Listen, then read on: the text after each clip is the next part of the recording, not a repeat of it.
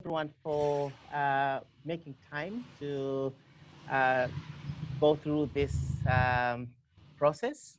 I personally am happy that I can sit here and share with you my kind of knowledge around this, but also be able to create this kind of opportunity so that we can have some kind of a dialogue or a discussion around these issues.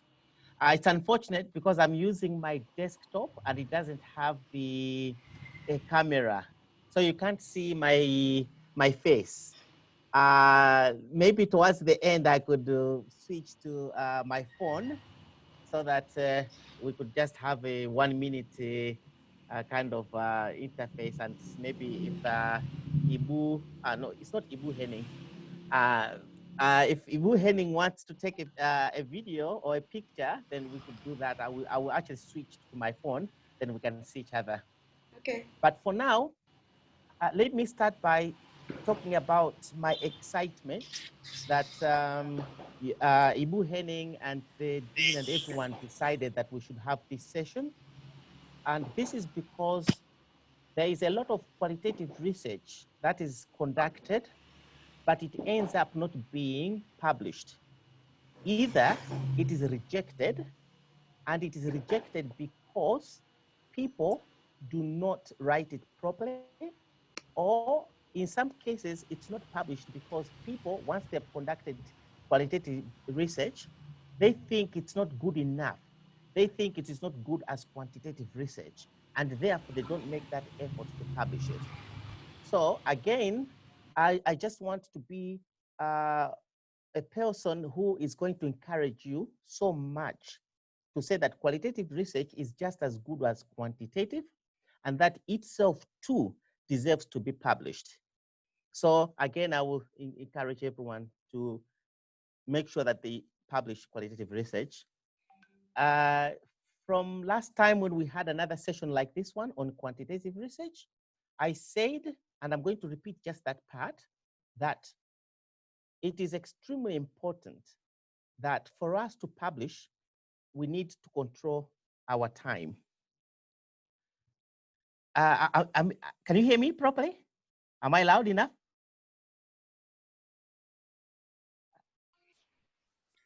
Yes, sir.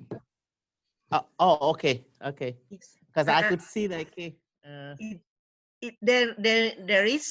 There will be a PowerPoint, Dr. Umar, for us to see. Yes, I'm going to put it that soon. But all right, thank you so much. Yeah. Okay, so Thank let me you. put it immediately so that you know it's happening. Okay, so you can see the PowerPoint now. Yes. I hope, yes, you can see the PowerPoint. Good, thank you. So what I'm going to do is, I want to make this very practical.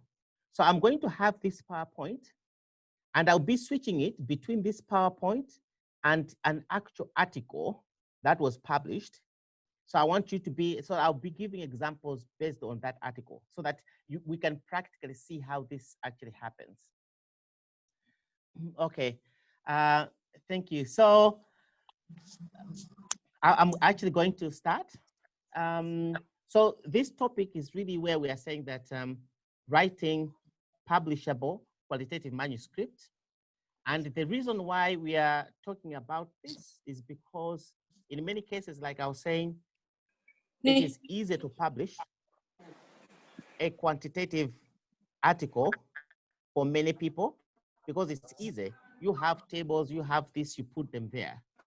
But for qualitative research, many people find it very difficult because they don't know how to put together the findings and then how they go about putting together the actual manuscript. So like I'm saying, I want to make this very practical, where I'll be moving from these slides to an actual article, and I'll be showing you exactly what I'll be talking about. So first of all, it is very crucial that we appreciate these four important issues. Number one, I want us to appreciate that it is extremely important that there's some kind of the importance of framing. This, I want to just dwell on the framing. First of all, I'm going to take you through some of the important kind of concepts around qualitative research. So for instance, the designs for qualitative research, and also to mention that it is that kind of framing in terms of the design, as well as the frameworks that come with it, that is very crucial for you to be able to publish your manuscript as a qualitative research. Number two, I want also to make it very clear that when you're conducting a qualitative research, as well as preparing to publish it, it's not a simple process. It's a process that is kind of iterative, meaning that it's coming back and forth, you and the data, you and the data. So it's not a simple process. By saying it's not a simple process, I want you to appreciate that when you want to publish your manuscript as a qualitative paper, you need to be ready to work on it. So exactly like I was saying last time, for those people that were together, it means putting aside time. So once a week, 2 hours, or once a week, 1 hour, once a week, 30 minutes, but you're gonna be spending looking and working on your paper. The third thing I want us to be very aware of right from the outset, it is that in many cases, you have people who review qualitative research having different opinions or having different views in terms of how a qualitative paper should look like or how it should be designed. So I will also talk a little bit about that. I'll give you examples. But at the end, what I want to do is I will send to Ibu, Dr. Pujasari. I'm going to send her a PowerPoint, this one, where I'm going to take from the article that I'll be showing you and put it inside it. And then I'll send it to her so that she can send it to everyone, so that it acts more or less like a manual, that when you start working on it, you can actually say, okay, have I done this? Have I done that? More or less like a very step-by-step process that is going to help you. And finally, it is also important that I make it clear that there are certain strong methodological norms in the field of qualitative research. And therefore, the same methodological norms, I will explain them, are also very important and crucial when you are trying to write a manuscript that is qualitative. Okay, so let's start this process.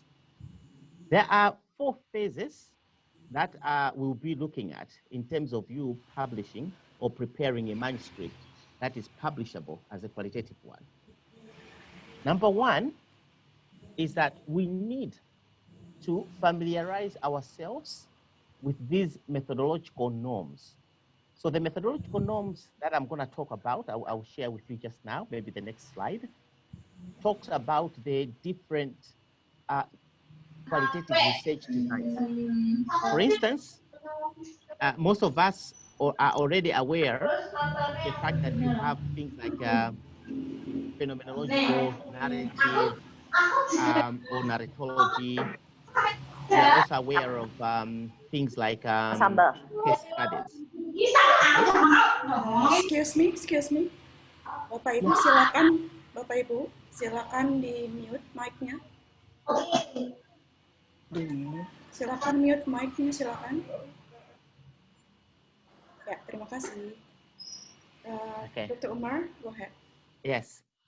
Okay, thank you. So I was saying that you need to familiarize yourself with these methodological norms, or what are called qualitative research designs.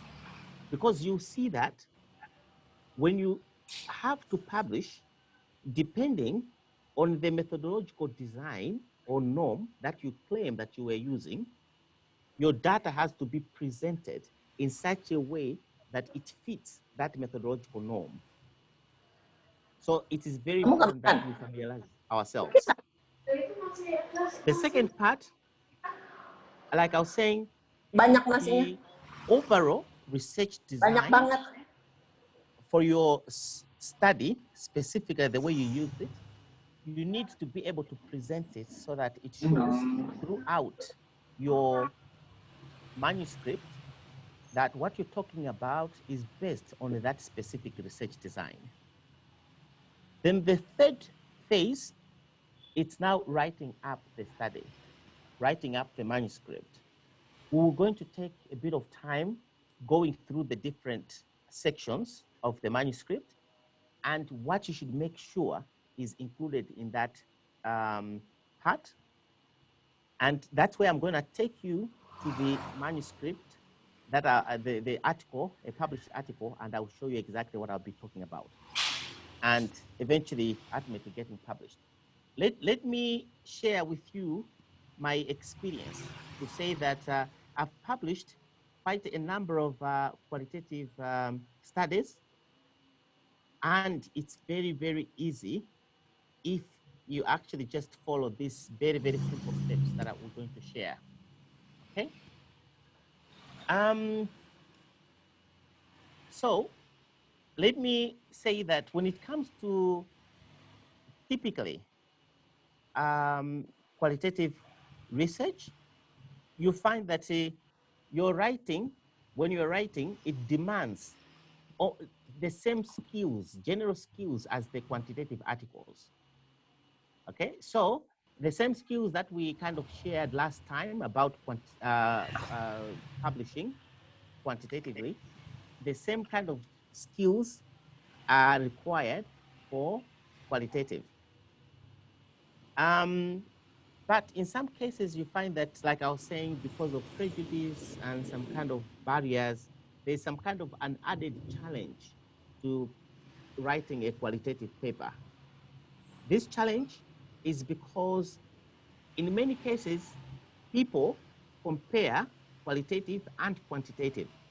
So when you have submitted a qualitative paper, some editors try to look at your paper and compare it with a quantitative. So that's when it becomes more like a challenge. So I will talk about the fact that you have to make sure that when you're writing, you just put yourself in a frame of qualitative research and don't try to present it as a quantitative. So can I take you through these five qualitative approaches? Yes, sure. Okay, good. So I know that all of us have gone through this already. If we haven't, then I will encourage you that it will be good to just take a bit of time to go through this again. Like I was saying, when you are writing your manuscript, it's necessary that you have to position yourself within one of these approaches. So the first one is called narrative, and narrative has a number of kind of other small kind of sub elements or kind of sub types within it. But when we're talking about narrative approach, in some books, they call it narrative analysis. Some books would refer to it as narratology. Anything around it, what it does is that narrative analysis focuses on picking the voices of the people that you interviewed, their voices, meaning that you want to present their concerns, you want to present their issues. So you try to capture their voices, and it is those voices that are crucial as you are writing up, as you're putting together a paper that is based on narrative analysis. So it's the stories that people presented.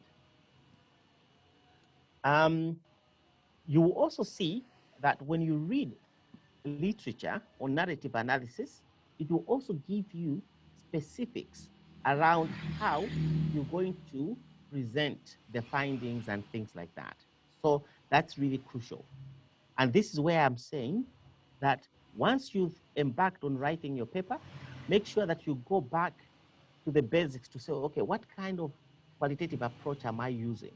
And you read a little bit and get familiar with it. Okay. The second one is phenomenological. Phenomenological, as an approach, we can say that it represents the fact that you want to present the actual event. So the phenomena, what is it? Okay, what is it? What is the event?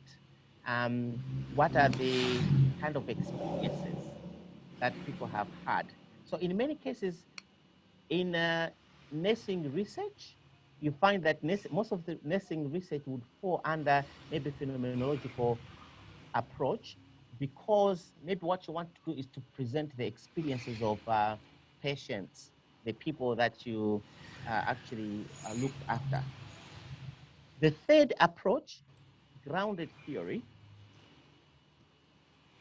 Grounded theory, as it immediately suggests, is an approach where you try to build theory, or you try to prove or disapprove a certain theory. So, for instance, in grounded theory, you have an idea. You want to establish why maybe people who ride motorcycles in Indonesia, why they would ride a motorcycle without shoes, or they just wear some kind of slippers, you know, and that is dangerous because you can put your feet down, so you want stronger boots. Okay, so what you want to do in grounded theory is you want to establish why people don't wear those strong shoes. So you'll be driving a theory where it says that, okay, maybe people don't even think about it. They don't even think about the fact that I'm going to be on a motorcycle and maybe it would need proper shoes so that I can put my feet down. Okay? But that theory is going to come from the data, from when you've asked these people questions, from what they're going to say in terms of what the reasons why they don't. So that's what really grounded theory is all about. Or the opposite side of it is that there's already a theory, a qualitative one in nature, and you're gonna do a study to see whether that theory is really true or not. The fourth approach, quickly again, this one is called ethnographic. Now, ethnographic comes from the root word there is ethno, or which is ethnic, or let's say call it tribal. I don't know the tribes in Indonesia, but I would say maybe people from Java, an ethnic group on their own, people from maybe part of maybe Jakarta, an ethnic grouping of their own, and yeah, so that kind of thing. Now, in ethnographic, what you try to do is to establish some kind of realities about specific people, okay, as an ethnic group, their culture. It could also be a culture of not necessarily of the people, but a culture of an institution.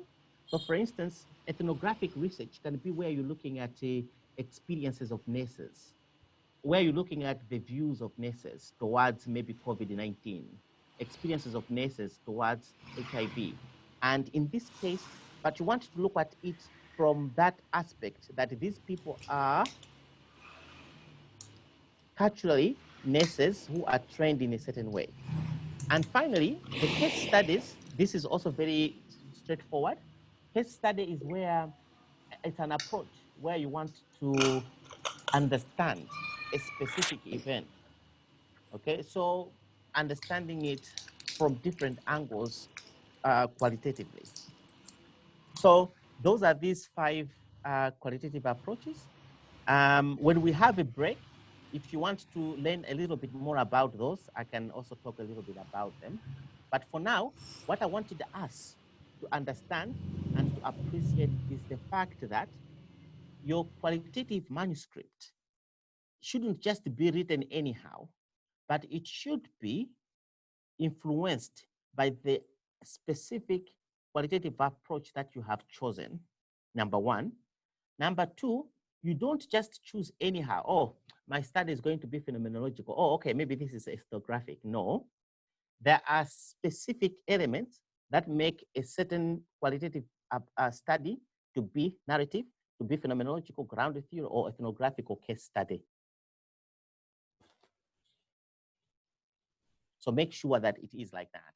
Let's move on to the next. So here, I just wanted to share with you some of the things that make qualitative papers or manuscripts to be rejected. I've done this deliberately right at this point because I wanted to make sure that when I'm sharing with you how you should write a proper manuscript that can be published, we should have at the back of our mind why some papers are rejected. So number one, you will see that many qualitative research manuscripts or papers do not start with a very clear research question. Okay? So qualitative people just think, oh, they can put whatever it is as long as they have put quotations there, as long as they have quotations. No, it needs to have a proper research question. And your entire paper should be written in line with that research question. So that's number one. Make sure that your research question is very clear. Number two, many papers don't have a clear structure. Now, these structures, I will show you the different ways of doing it. Okay, I will show you the manuscript I'm talking about, and I will show you what I mean by these structures. So, but in many cases, the structure of a paper is going to be dictated by the actual journal that you have decided or chosen to send your manuscript to. So, like we said last time, before you start writing your manuscript, it's very important that you should have in mind the actual journal where you want to send it to. So the journal, if you go to its author site or guidelines, it will tell you exactly if it's a qualitative research, how should it look like, what is the format, the font size, and all those kind of things. Number three, most of the papers on qualitative, you find that they are not consistent in terms of the theories and the methods that are used. Also, you find that the data analysis is not consistent with that. Remember what I was saying. If you have chosen narrative analysis theoretically as a design, you will say that narrative analysis, when it comes to methods, it should be, you should have used a method that empowers people to narrate their stories, because your emphasis is on capturing their stories. So the methods should show that they provided that opportunity for people to narrate their stories. Similarly, when it comes to data analysis, it should also show that in your analysis, what you were trying to do was to capture those stories and trying to see the kind of meanings that were associated with those stories as the people narrated them. So it should be very consistent. The theory, narrative or grounded theory, the methods, so that the method is really capturing the nature of data that that specific theory or approach suggests it should be. And finally, the analysis approach should also show that you are consistently doing the same thing. Number four, you find that many papers also fail to present consistently the central concepts of that particular study, of that or that particular issue that you're looking at. Number five, it's poor methodology. Last time, I don't know, maybe some of you were there, somewhere, some were not. But okay, let me just say that we talked about the fact that your methodology has to be very, very clear. And it's the first part of your paper that you write. Similarly, even in qualitative research, the first part that you write is the methodology. Now, if you have taken time enough to write a proper methodology, you'll find that it will be easy for you to have your paper published. It will also be easy for you to write the other sections of the paper. Okay. Number 6,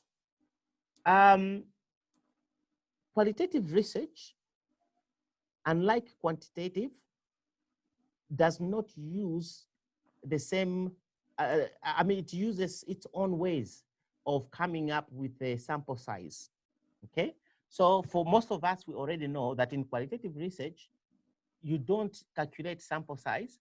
Rather, you interview people, and once there's data saturation, which means that if you talk to 2 people and they're telling you the same stories or issues, the third person, they're also telling you the same issues, the fourth person, they're telling you the same issues, what it means is that there's data saturation, okay? Meaning that there isn't any new issues that are going to come out, even if you are able to interview many more people. So it should be very clear why you decided to interview 10 people and not 5 people. Why you decided to interview 20 people if your data set is so big. That should be very clear. So you're also supposed to contextualize your data set. Who did you interview? Why did you interview them? Okay. Make sure that in your paper it is very clear that there was no selection bias. Or indeed, if there was selection bias, why that was the case. So you want to make sure that whoever is reviewing it understands clearly that you took time to make sure that these things were proper. Poor data collection. So in this case, you find that you conduct your focus group discussions, but you did not record them. And therefore, you did not come up with proper transcripts. Okay, so if you did not collect your data properly, it will be difficult for you to come up with quotations that are convincing to the editor of the journal. So make sure that qualitative data collection is done very, very well. If it's focus group discussions, if it's in-depth interviews, that you were able to audio record it, and then you have actually transcribed those verbatim. Okay. The methods and analysis section have to be explained properly. That is also another important reason why many actually papers are not are rejected. Another very weak areas of many qualitative papers is the conclusions. Or in some cases, you find that people make some kind of generalizations that are not very typical of what a qualitative paper should look like. So you write conclusions or generalizations that look like this was a quantitative paper. No. So make sure that you follow how the conclusions and generalizations of a qualitative research look like. Then you also have issues of ethical violations. Last time we talked about the fact that most of the research in, let's say, health professions, nursing, medicine, psychology, and all those kind of whatever areas, there would be issues of ethics. So report that your study was reviewed by an ethics committee and things like that, okay? And finally, there are also situations where people fail to put together concisely that data So the text looks too long. Okay. So I think I've bored you enough with that starting point, but let's now move into more specific areas now. I've said that before you start writing, make sure that you look for a journal. You go to where they're talking about authors' guidelines. You follow religiously the format that has been recommended. Don't be wise. Don't try to reinvent the wheel. Just look at what they say the format should look like and you follow that exactly. In many cases, because you cannot submit to a journal and then you cannot submit to several journals at the same time, but when you're writing your first manuscript, you can actually choose to use the structure that is more or less like that can be regarded as a general kind of structure, so that or traditional structure, so that if you get rejected from one manuscript from one journal, you can easily change it a little bit and make it fit into another journal's specifics, and then you resubmit. So I hope that is very much understood. You look for a journal, look at what the format is like, you follow that religiously. That is going to help you even it is going to help you to avoid making those mistakes I've talked about. The fact that your paper is going to have a structure. Good, so let's move on.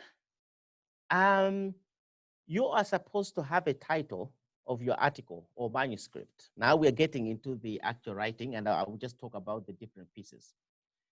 Title of a qualitative manuscript is very crucial. Like we all know, it is the title that is going to convince the editor whether to take a bit of more time or not. So your title should focus on the research question. Make sure that your title captures what is it that you were looking at. Make sure that your title is really dictated by the kind of data that you had, so that you were able to adequately talk about that issue. Sometimes people come up with a title, but if you look at the data set that they have, cannot adequately speak to that title. Okay? And then finally, make sure that your title does not give unrealistic expectations. Okay? It has to give realistic expectations. So we know that when it comes to qualitative data analysis, it is iterative. It includes you going back and forth to that data. So because of that, you have to fully understand what the nature of data that you're looking at. Now, when you understand it, your title is going to be not kind of beyond what your data can actually provide. So that's very crucial. Okay. Let me give you an example of this article. So this is a Journal of Clinical Nursing. Okay, it says coronary heart disease patients transitioning to a normal life. Perspectives and stages identified through a grounded theory approach. Of course, this is a Zoom kind of class. If it was in person, I was going to say we're going to take some time to discuss this a little bit more. So I hope one of the authors is not in this group. Oh, no. I wish that one of the authors was in this group, and then they would tell us a little bit more. Maybe Azita Emami. Wait, mommy is here. Emami. Okay. Good. Thank you. So when you look at this title, this is what I wanted us to focus on. You will see that it clearly says that it identifies the subject. So these are people with coronary heart diseases. Number two, it shows you exactly what kind of issue they are looking at. So the issue is these patients with coronary heart disease transitioning to a normal life. Okay, so that's very, very clear. You immediately are told that what you expect to see or to hear from this article is that you hear about patients transitioning to normal life. Okay, but then they continue to tell you that this transitioning to normal life by coronary heart disease patients has been understood or interrogated through a grounded theory approach. So in many cases, you find that qualitative research, many people, it's more or less like one of those kind of typical things that people do, where they would actually say this was a narrative analysis, or it was something. You can do this, but in many cases, some journals also don't like that you put something like that. But where you think it makes your title look a little bit more nicer and beautiful, it doesn't really hurt to say that it was narrative analysis or narratology. Moving next, once the title is there, the next thing that we need to do in our paper is that in the introduction, your research question should be presented very, very clearly and earlier on. Okay, in some journals, they would ask you to have your research question under a special subtitle. In some journals, they don't want you to do that. But what it means is that your research question should come towards the end of the introduction or background section. I will show you in the article just soon. Number two, make sure that in your paper, you are consistently just addressing that one specific research question you've come up with. Researchers, qualitative researchers or manuscripts make this mistake that they have the research question which is reflected in the title, but as they're writing, they start to add a few more other questions. Okay, so that is not good. So you concentrate on one question that is formulated. Another important thing is that for this research question, make sure that you are clearly showing that for this manuscript, for this paper, for this study, what you were doing was to explore an issue. Okay, so clearly, when you're exploring something, even the language that you're going to use will clearly show that you're not claiming that you've discovered, but you would be saying that the finding suggests. Okay. Similarly, it can be that you set out to discover something. Make sure that it sounds that you're discovering.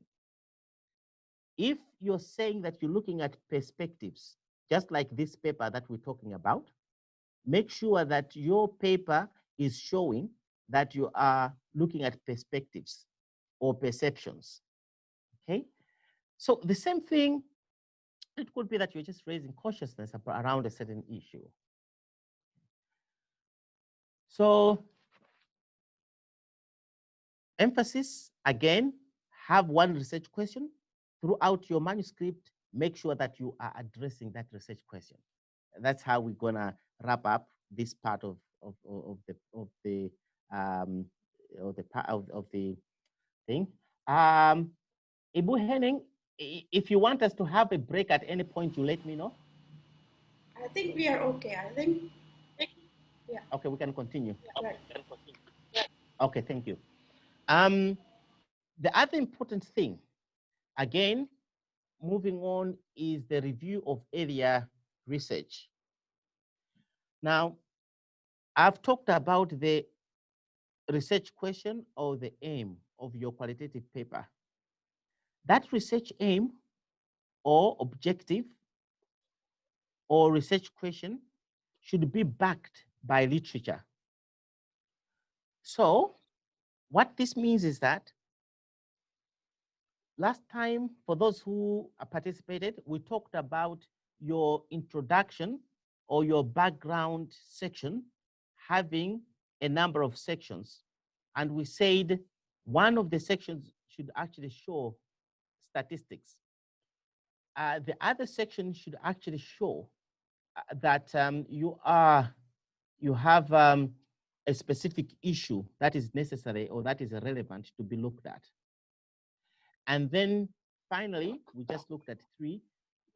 It shows the actual problem. So review of area research is done in your background. This is part of your introduction in that manuscript.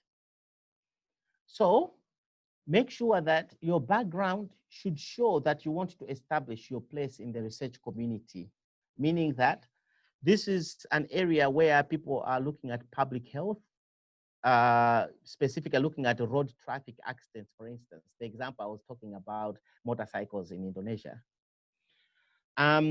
So you want to show that you've read a little bit around road traffic accidents and motorcycles, and now you want to show that there's a specific area that you want to look at. So in this case, look for all the literature that is 100% relevant to that issue. Another important thing about reviewing literature is that you should actually position yourself in relation to area research. What that means is that there's already so much that people have already done. And you should show that you appreciate that other people have already done some things. Don't pretend that you're the first one to do that study. And don't pretend that you're the most intelligent in this specific issue. You acknowledge some people have already done some work. And then at that point is when you're gonna say, but I come in with this particular angle. So what you'll be saying is, what is it that has been missed or has been misinterpreted by area writers? So what it means is that you're trying to show, to demonstrate that while these things have been done, but there's something that has been either misunderstood, misinterpreted, or completely missed.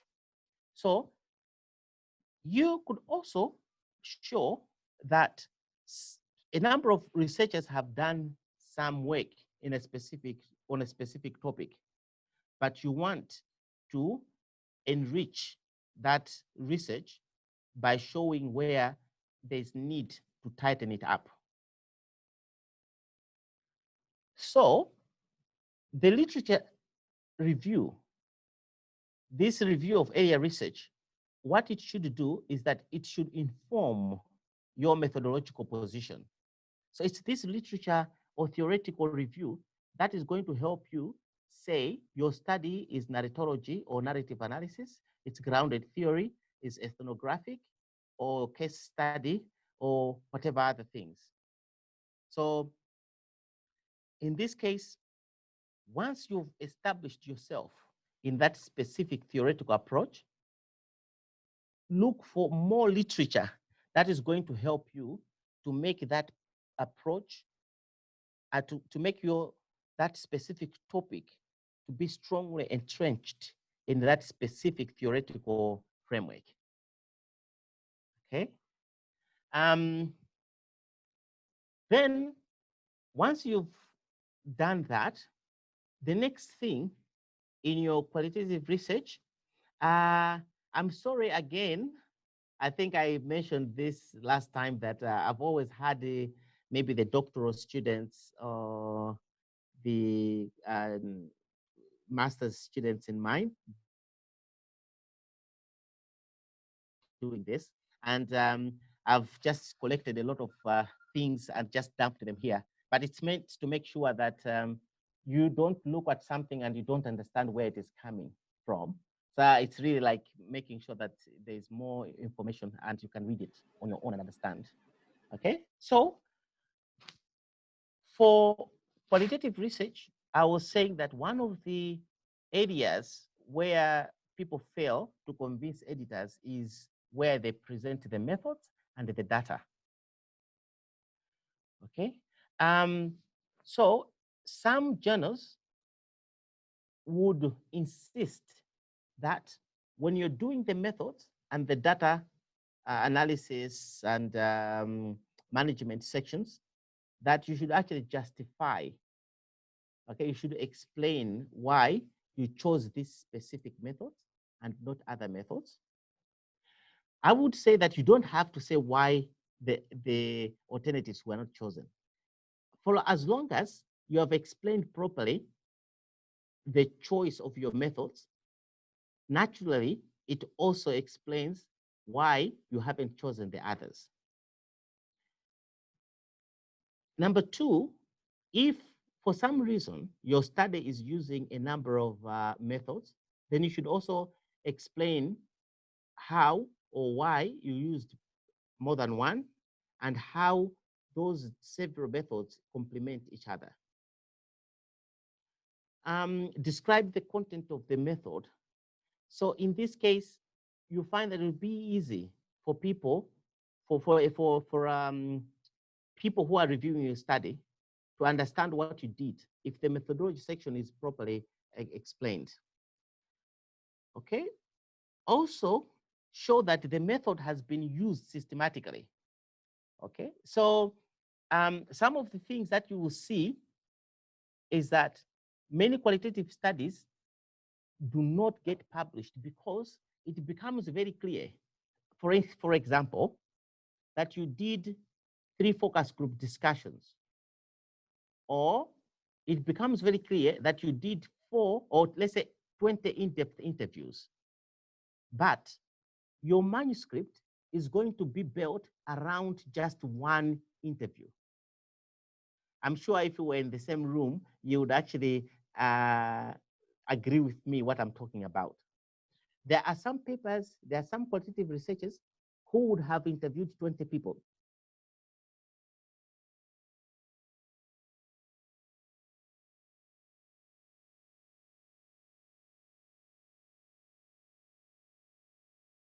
But there's one interview where point.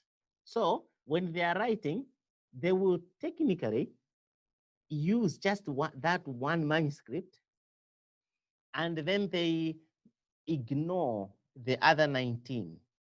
When you have done that, when you haven't used all the data, it becomes very conspicuous. And any reviewer who is smart would detect that your study is really based just on one interview, just on one focus group discussion. Because let's say, especially even where sometimes you give your manuscript numbers. So this is FGD1 or FGD2. It will show that consistently in your paper, you're just using quotation quotes from just one FGD, FGD1. So this is where it is really, really important that you should show that you've used widely the data. Like I was saying, you need to make sure that in your methodology, you are able to explain the criteria you used for picking the sample. Like I was saying, it can be, for instance, purposive sampling, because you wanted to interview the managers of healthcare facilities or institutions, and therefore you chose them as a key informants. Make sure that you explain how the data was produced and collected. How did you engage with the participants? How do you think this data is kind of believable and things like that? Then describe the analysis step by step. So in this case, give a detailed description of, let's say, one observational item to show how you did it. You also have to show how you came to a point where you believed that saturation had been reached. Okay, that's another important thing, because in this case, then it shows you are sampling. So you couldn't actually have continued doing the interviews when saturation had been reached. This means in your research, it has to be very clear that you understand that qualitative research, you don't just collect information at, let's say you don't just collect data and then you sit one day and do the analysis. It means that in qualitative research, it is such analysis is ongoing, because unless you were doing that analysis as ongoing, you couldn't have identified that there's such saturation. So that has to be very clear. Then another important thing you will see, you have to describe how you handled your data. Okay, so you say all let's say it was the audio recorded on a phone, a dictaphone, or whatever it is. Then you also have to say how you transcribed it. So for instance, it was verbatim transcribed. You have to show how the coding was done, how you grouped different codes together to come up with the themes or to come up with the domains, things like that. So it shows exactly that you really handled the data professionally, and you know exactly what you're doing. In qualitative research, this is very, very crucial. And for your manuscript to be published, these things have to show in your manuscript. Okay, now let us move on to the results. Similarly, with the other things, you need to make sure that your paper is written in such a way that the reader finds it easy to connect with. Okay, so in this case, in your results for qualitative research, we will see that it is very, very important that your results should be presented in a way that you link the research question. You make sure that the research question and your theory, as well as methods, are actually showing that they have been followed properly, and there's some kind of consistency in doing that. Okay. In your results section, we will see that it is very important that right at the outset, we talk about the sample size or the sample itself, its characteristics and things like that. And I will show you exactly how that should look like depending on the journal. But make sure that your data is systematically presented. Okay, if there are quotations from the people, and they'll always be there, you pick the best quotations. You pick the quotations that actually very well speak directly to your research topic. Number two, if you took some field notes, it should also be very clear that your results, a certain part of your results is coming from your field notes where you noted X, Y, Z. Similarly, if you also had to use certain documents, it should also be very clear that this part of your findings is coming from these particular documents that you were able to isolate. Remember, in qualitative research, sometimes, let's say you can use popular culture. So you're looking at things like maybe music, how you analyzed music, how you did that, poetry, like poems, drama that you got. That should also be very clear that you systematically show to say that, okay, I analyzed music by artists in Indonesia who have talked about corruption in the health system. Okay, so you say there is this song by so and so, and it talks about corruption in the health system where they use this kind of words, X, Y, Z. So that's really should be very clear. let me summarize that a little bit more. What I'm trying to say is that your results should be clear, should clearly show where they're coming from. Are they coming from a focus group? Are they coming from an in-depth interview? A quotation from a specific person interviewed? Are they coming from field notes? Who took them and how and whatever? And then whether it's from documents. Another very important part in the results section is that you need to give enough, but not too much raw data. I've seen manuscripts, I've reviewed manuscripts where an author almost presents a whole page with a quotation. So pretty much like just one interview, almost taking the entire interview and putting it there. I know I'm exaggerating, but I'm trying to make a point. The point is don't put too much. So in some cases, you can use appendices for some of those things if you want to include them. When you've done when you're doing your methods section, and then you are writing your results, make sure that only the data that has been explained in the methods section is showing in the results. Don't actually say in your methods that you did in-depth interviews and focus group discussions. And then finally, in your results, you also talk about the fact that there's a song sung by an Indonesian artist and it talks about corruption in this way. No, if you want to include in your results section findings that are coming from songs that talk about corruption in the health system in Indonesia, then that should be mentioned in your method section. Don't surprise the reader with something that was not there, okay? Because that then opens it to contradictions. Your discussion.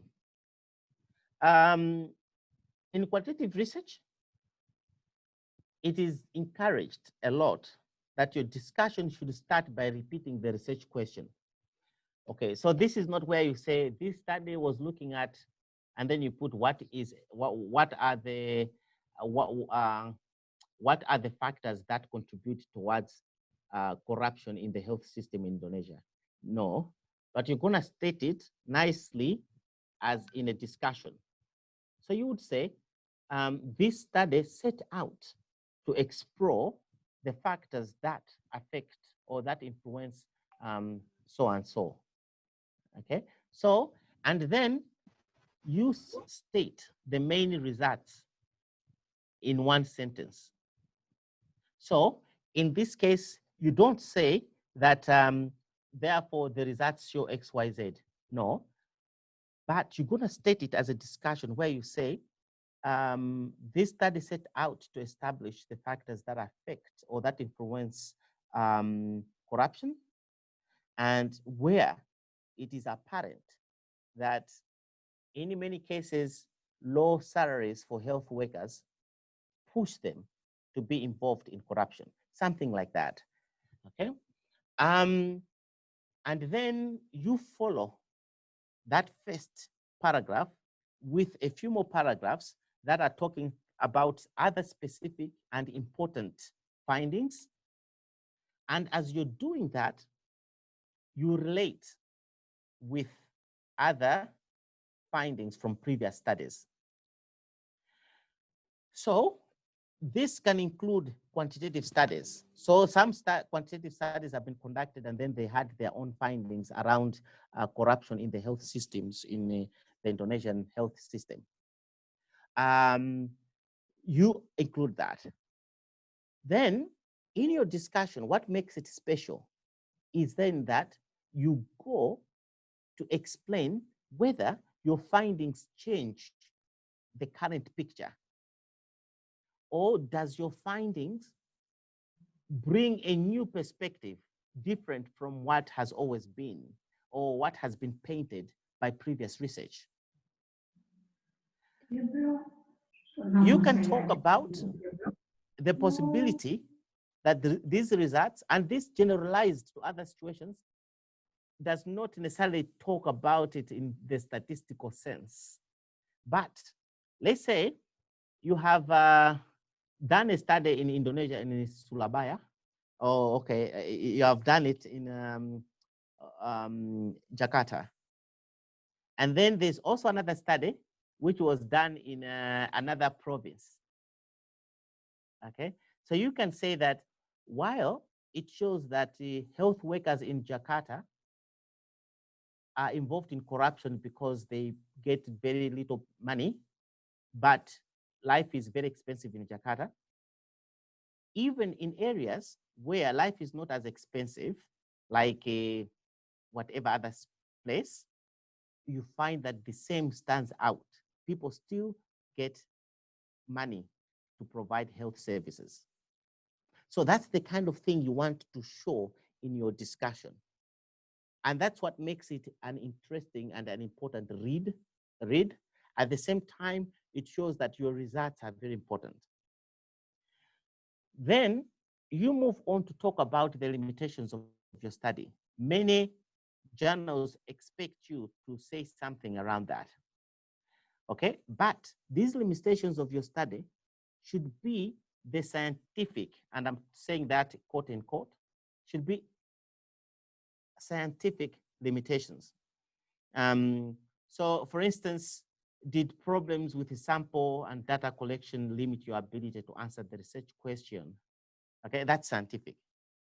Or would you say, maybe you should be able to say that maybe because of the circumstances under which the sample was identified, it was not easy, or it was not possible for you to maybe interview other relevant people who should have been interviewed.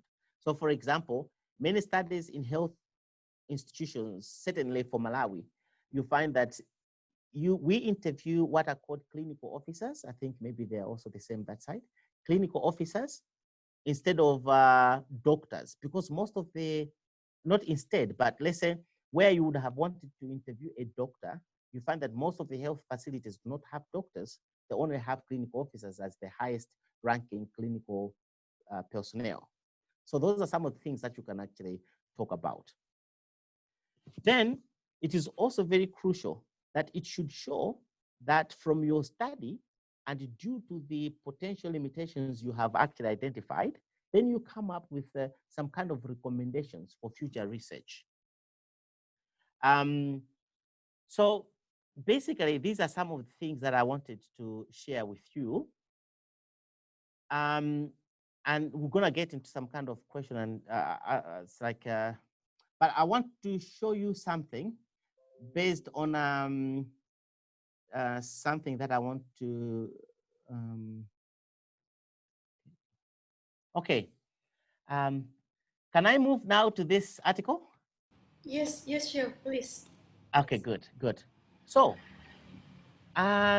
ladies and gentlemen, qualitative research is very easy. And I want to show you how easy it is from this article. It's the same article. It's the same article that I took that topic from. Okay? Now, pay attention. Every manuscript that you're going to write, whether it is quantitative or qualitative, it needs to have 3 themes. It needs to contain 3 themes. Not less than that, and not more than that. Take that as one of the things you need to make sure you memorize. 3 themes. Okay, if you look at this paper, I'm sure you can see this, right? You will see there's theme number 1 there. Okay. Oh, so I want to highlight.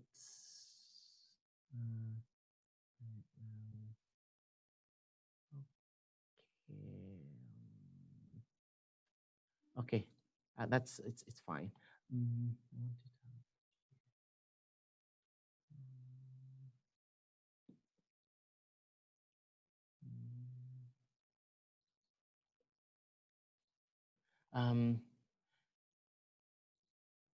Okay.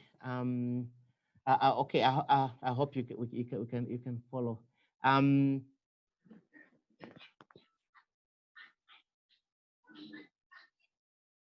Okay. Good. So if you're following, I was saying that every paper has to have 3 themes.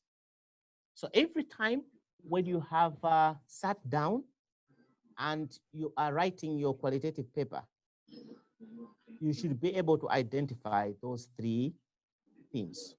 And it's those 3 themes that you will work around in terms of looking for literature and other things. So if we go to the results section, you will see it says the main categories of the transition from acute phase to a modified or new life or new normal life were: number 1, loss of normal life; number 2, coming to terms; and number 3 is recreational normal life.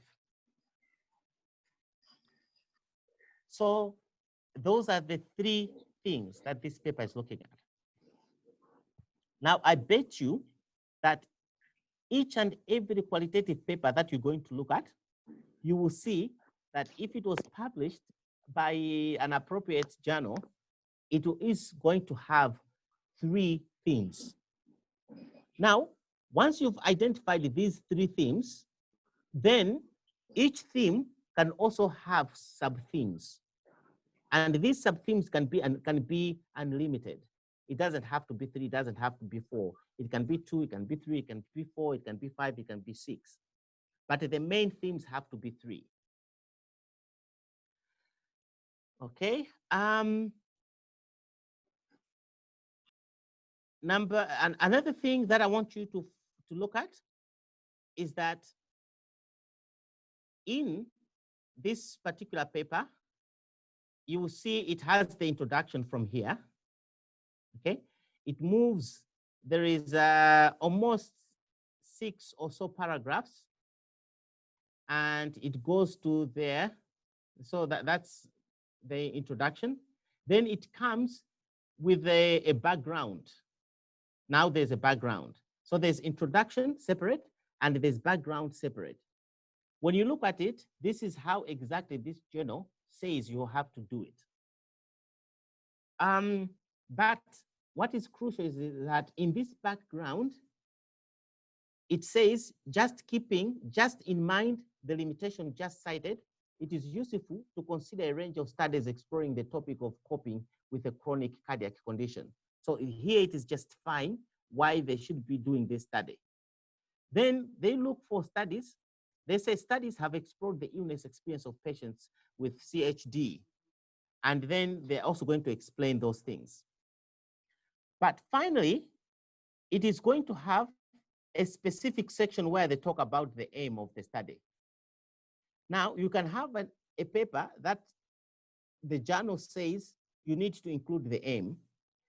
In many cases, you don't have a separate aim like this, but your aim is going to come in this last section. Okay? So even in this paper, even if it has a specific aim like that, you see that this particular last paragraph also talks about the aim. So the last part is to say, understanding the nature of the illness experience is essential for developing supportive programs to help patients cope with their condition. So basically, it says that this study set out to understand the nature of the illness experience. Okay, and then it says why they did that. Then for this paper, I wanted to take you to another important area. Okay, look at this one, table 1. It says characteristics of the participants. Now, what I want you to notice is that this manuscript, they went on to describe the participants. Okay, so participants is M1, M2, F3, F4, F5, up to M24. So M stands for male, and F stands for female. Now, what they did is to say they had these participants in the interviews, and each one, they provide the age. They also give you the educational level. They also give you their disease duration.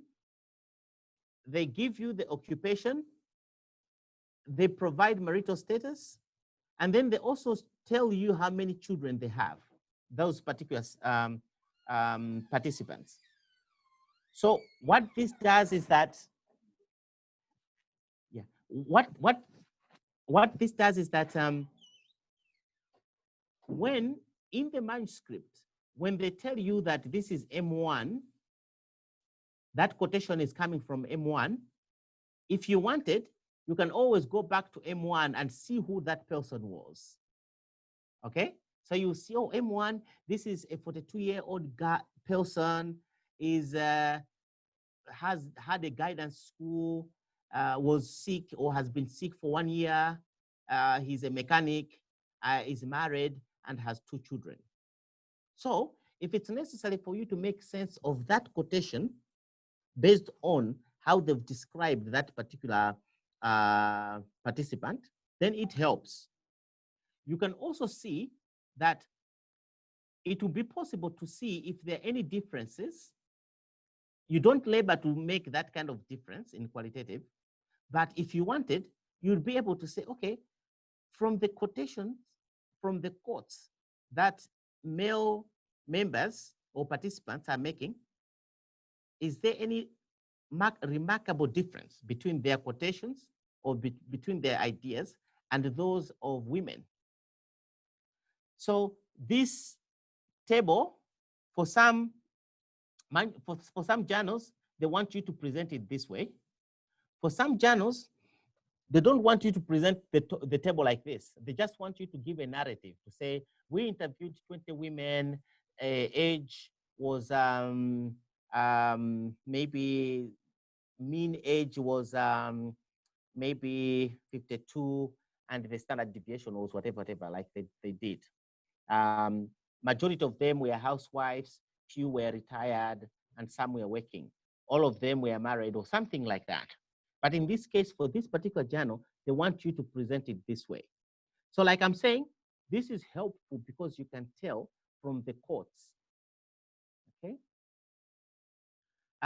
Then for this particular paper, it also talks about other things that are required in qualitative research. For some journals, they will tell you to include how you maintained or ensured rigor.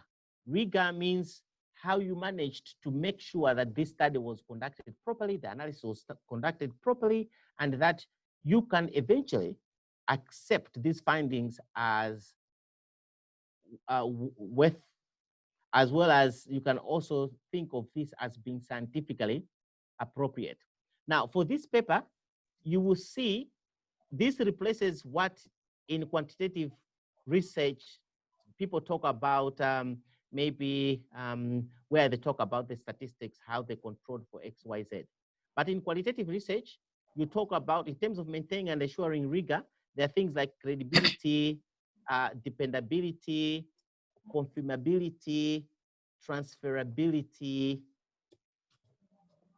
Those are some of the things that are required, or the actual journal would ask you to do. Okay. So remember, I talked about the 3 areas, the 3 themes that you should always have in your qualitative study. You cannot do 4. Okay, let me take this as something you should take seriously. If for some reason from your study you're only finding 3, then be very creative to find the 3rd one. Okay, so like I was saying, it talks and then it gives you these 3. So in this case, you have number 1, okay, which is this one. and in the results, or that, then number 2 would be something like that. And then you're gonna have the last one, the third one, which is recreating normal life. Okay, then you see here it says recreating normal life. Then it says a limited number of participants in the study were in this later phase, which might be called a search for a new normal life. Then they do that. And then finally, they give you a quote. Okay, so this quotation marks would come in different ways. But it would say something like this here. They say some factors, including disease severity, symptom characteristics, and impacts treatment influenced how participants reach this stage, as exemplified by M15. Okay, so he says, thank God now I arranged my daughter's marriage. I spend more time with my family and friends. Now everything is in order. I have good feelings. I have more hope. Now my financial problems are fewer. Okay. Now you see that these quotation marks, it's just quotes, not quotation marks, but these quotes are just like 4 lines. You see? 4 lines or 4 statements. Okay. There isn't any quote that is overly too large here. And in some cases, some of the quotes which are less than 3 lines, like this one, it is embedded in the actual statement. So it's not provided as a separate one. And this happens, and journals would actually tell you exactly how you should do this. Okay, so those were some of the most important things I wanted to talk about. And I know it is like I was saying, future research, it's highlighted in this one. So they talk about future research, what it should be. And then comes the conclusion. I want you to notice that the conclusion here is not a long statement. It's really just a few lines, and they focus on a few things. So I think at this point I could ask for comments or for any kind of questions.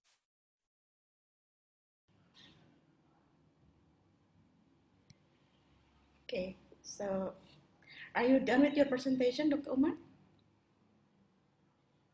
Or do you still have some PowerPoint to present later on? Dr. Umar? Yes, yeah, hello? Do you still have, I can hear you now. do you still have PowerPoint to present later on, or are you done? No, I'm done. Oh, you're done, okay. So, yes, yeah. but what I was trying to say is that I'm going to take the last article I have presented. Oh, okay. And then I will embed it in the PowerPoint itself so that I can give examples exactly. And I want everyone, especially the students, to be able to just use that when they're writing qualitative, and they can tick. I want to put it more or less like a manual. They can tick, I've done this, I've done that, yes. Okay, so now I think we are moving to question and answer first, right? Is that what you're saying? Yes. Okay. Yeah. Okay. So thank you so much, Dr. Umar. That was a very important or an informative presentation. Now we are moving to question and answer session. So we are giving time to everyone to ask questions. I haven't seen any question written on the chat room. Oh, there is one. And please Bapak Ibu, jika ada pertanyaan silakan disampaikan, bisa melalui tertulis dalam ruang chat atau disampaikan secara langsung. Di saya sudah ada pertanyaan ini. Boleh saya tanya? Silakan. Ya, Prof. Wati. So, Dr. Umar. Yes.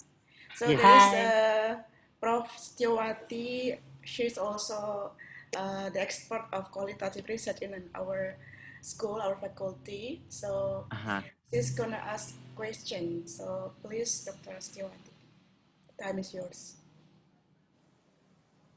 Hi, Dr. Umar. Thank you very much for nice presentation. I just Thank want to you. ask you about the publication of qualitative in a manuscript in qualitative study, because some of the journals have requirement like so many words. When I read the manuscript that you present before, is too much words in there. I think it's more than 10,000 or 20,000 words, because some of the journal have requirement only a certain words can be published. What do you think about that? No, thank you very much for that very important question. So, like I was saying, from that, it is before we start writing really any manuscript or paper, especially maybe for the students to really take note of this, is that you cannot start writing before you actually go to the potential journal that you want to publish in. So when you go to the author guidelines, it will be very clear the kind of format they expect from you. Number two, they will also tell you how many words you should do that. Sometimes they can also tell you for qualitative research that you cannot have quotes that are more than, let's say, 5 lines or 6 lines, whatever. So those kind of details. So your very important question, I can answer it, especially for the students, that what we need to do is make sure that you look at the author guidelines, because that's what is going to tell you exactly how many words you can actually include. Thank you very much. Thank you. And one thing that I want to ask you, some of the journals give only a small percentage to publish the qualitative research because they think that qualitative research it's not important. While in nursing, we know that we are more qualitative rather than quantitative things, study. Understand what I mean? So this is make that the students or the researchers, it's afraid to do to publish and do the qualitative research. What do you think about that? No, that's very, very true. And in fact, we would say that what we're saying that if we make sure that our qualitative papers or manuscripts are well written, that they're really properly put together, they have proper structure and everything. If we don't do that, then we'll not convince editors to start publishing our qualitative research. So in some cases, I would say, and I agree with you that because most of the work in that is qualitative is not done so well, it makes editors to just accept fewer kind of manuscripts. So the reason is you find that in many cases, quantitative research comes with some kind of, they come up with some declarations. Oh, we found that 90% of the people don't do X, Y, Z. So that's something comes with some kind of very attractive message. And that's why it's easy for them to accept that and publish. On the other hand, with qualitative, we fail to come up with such kind of appropriate statements that are going to make it immediately attractive that this is an important study and this is an important finding. So it's really things of that nature as well where we can actually prove that what we're doing is good enough. Okay. Okay, thank you very much. Thank you very much. Bu Hening, boleh saya nanya? Ya, silakan Prof Yani. So Yeah. later on will be Prof Yani. Oh, right. Yes, go ahead, Prof. Yeah, Dr. Umar, thank you for a very comprehensive explanation concerning writing the manuscript for qualitative research. But there are some researcher that they do a mixed method like quantitative research and qualitative research. So which one should come first when you present it in the manuscript? Is it quantitative presentation first, the result of presentative analysis, quantitative first, and then complemented by the quantitative one? Or vice versa, or qualitative first and then followed by quantitative? What things need to be considered when you're presenting the result of the mixed method? Thank you. Yeah, thank you very much, Professor, for that important question.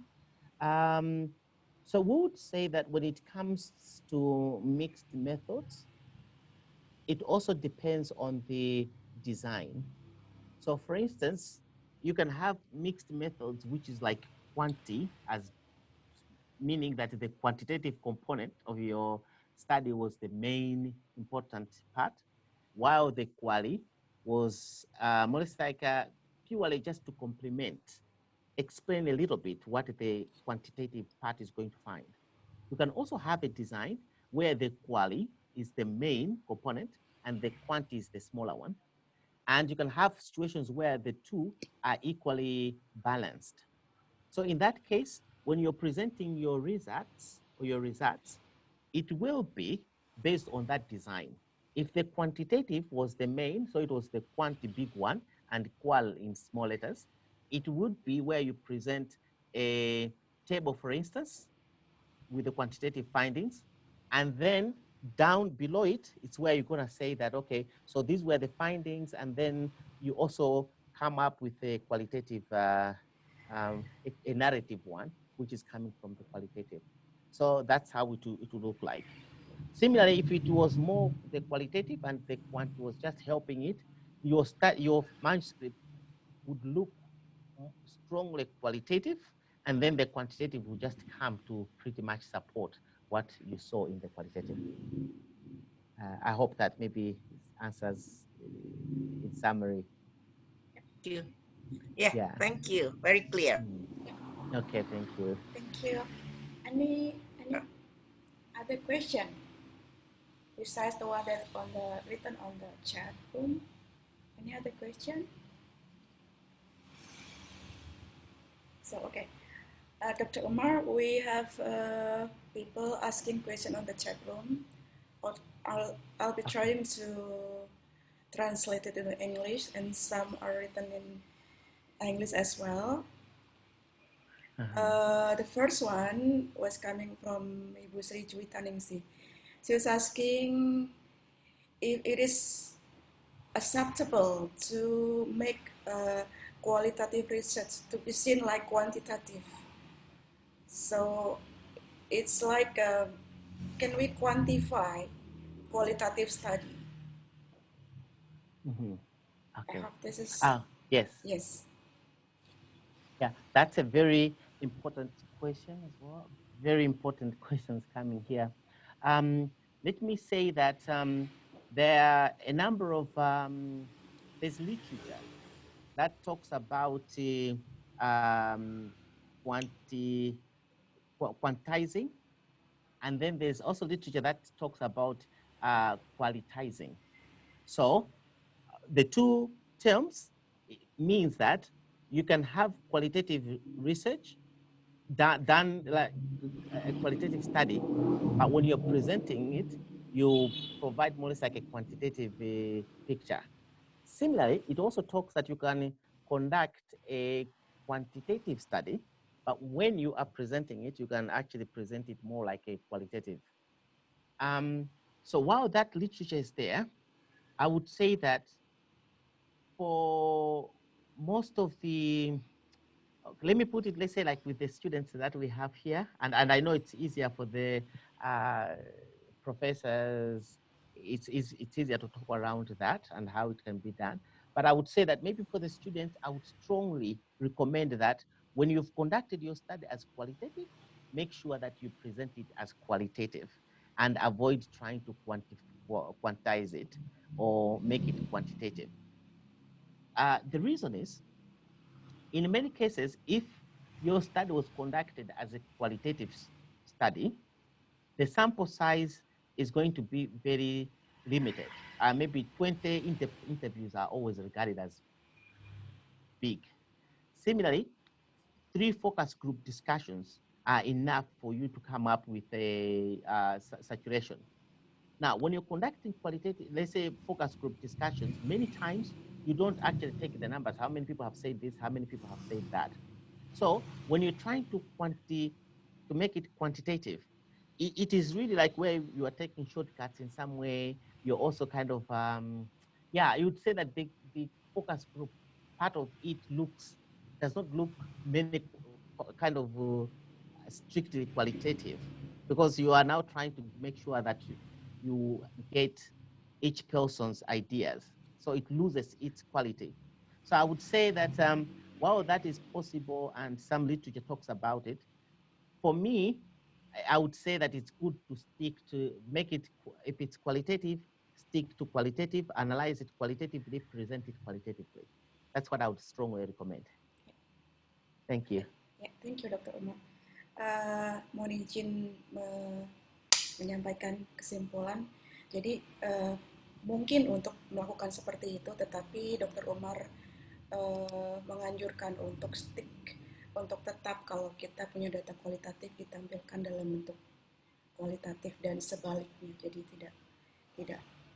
tidak dirubah gitu. Mudah-mudahan demikian yang dimaksud Dr. Umar. Baik, kita lanjut ke pertanyaan berikutnya. Dr. Umar, we have a question from Ibu NA. So here she was asking about she's asking your feedback about her title. Can you see the chat room, Dr. Umar? So is that the last one? No. So the second one. So okay, let me read the question. So let me read the title. So she was asking your feedback on her title. So the title is Hypoglycemia, Concern and Anxiety, semicolon, trending topic in the type 1 diabetes mellitus parents social media group.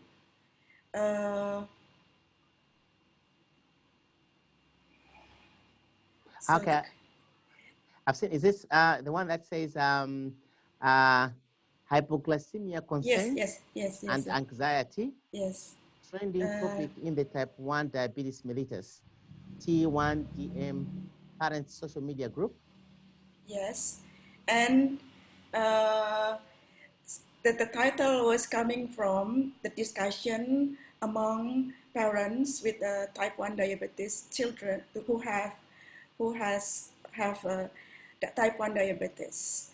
And then she proposed, or she developed that kind of title. So the title was Hypoglycemia, Concern and Anxiety, semicolon, trending topic in the type 1 diabetes mellitus parent social media group. Would it be appropriate for that kind of method, or the way she collected data? Yeah. And the aim of the study was to understand the perception and behavior among parents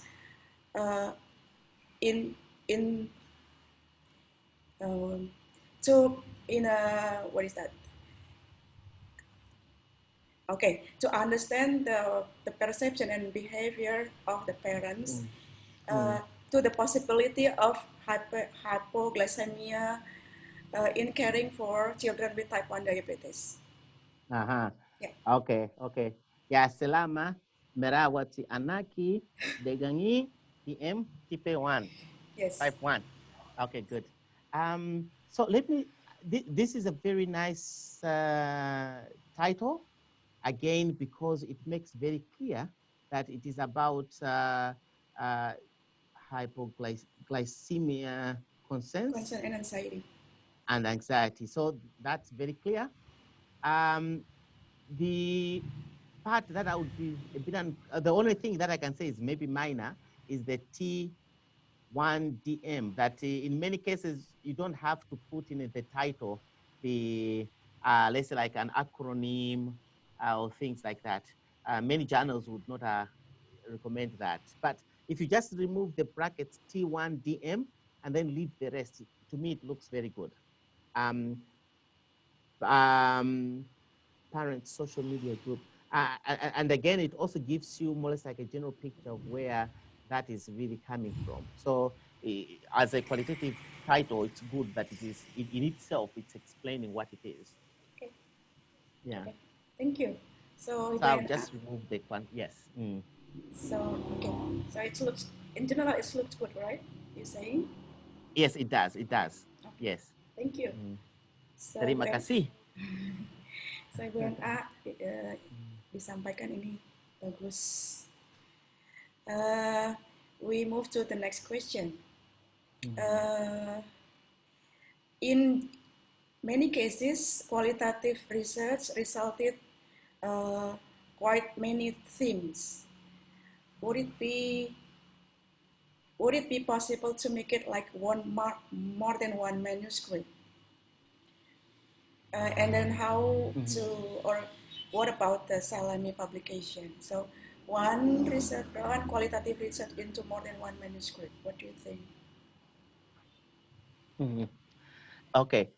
So I would say that there is no such a Salami manuscript or publishing comes only where an individual chooses to just write a small thing about a study and then leave other important data or information that could have been part of that other study or of that manuscript.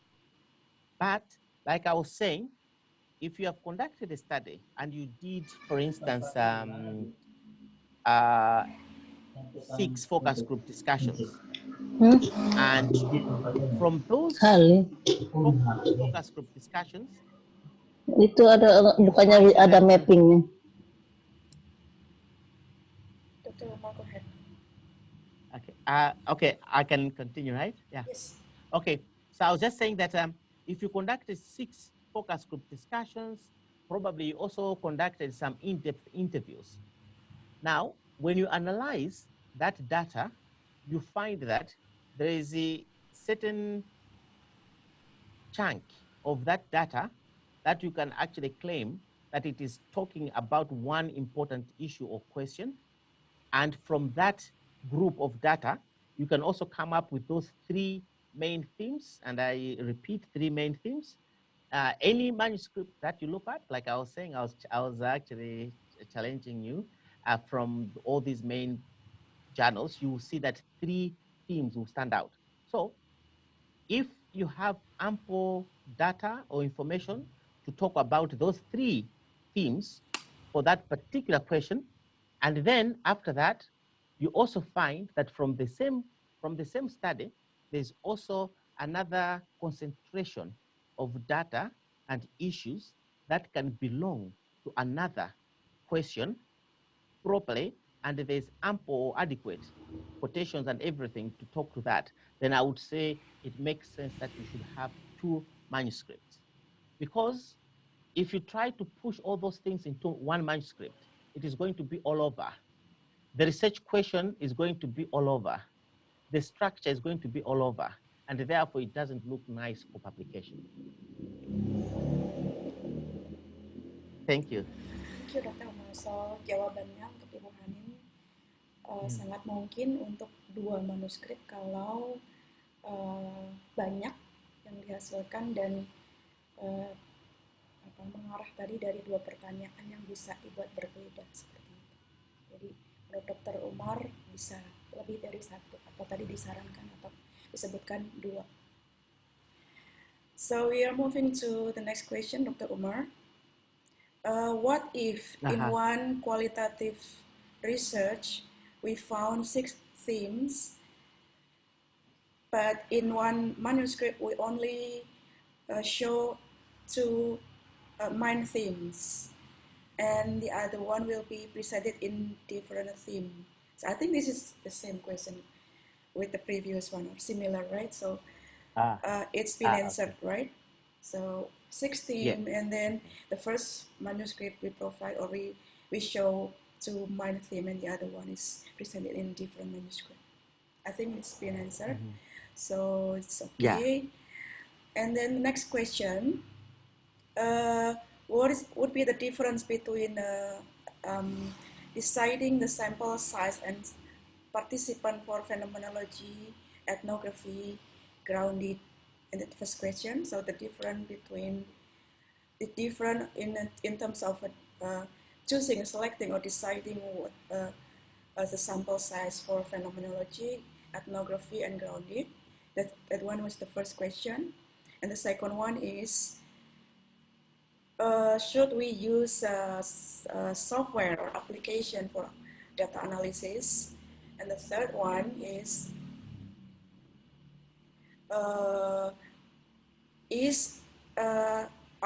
Have you sorry? have lost me? Sorry? Can you hear me? Can For you hear me? for a while I lost you. Yes. Okay.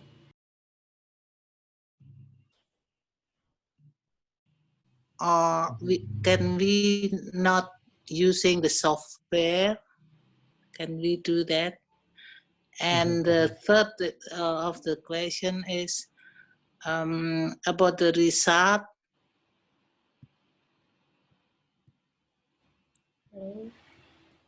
With the theme that we found after the result, will have to be what you call it, explain or describe about the process or about the or not. I don't understand about the third question actually. Okay. So that all the question in this version from Iwan Wahyudi.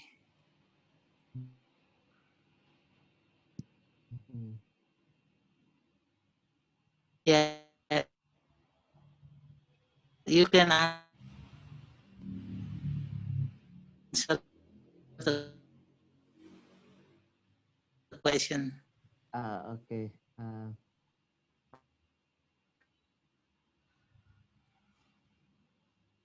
The question. The first is understand about what it means. The Question.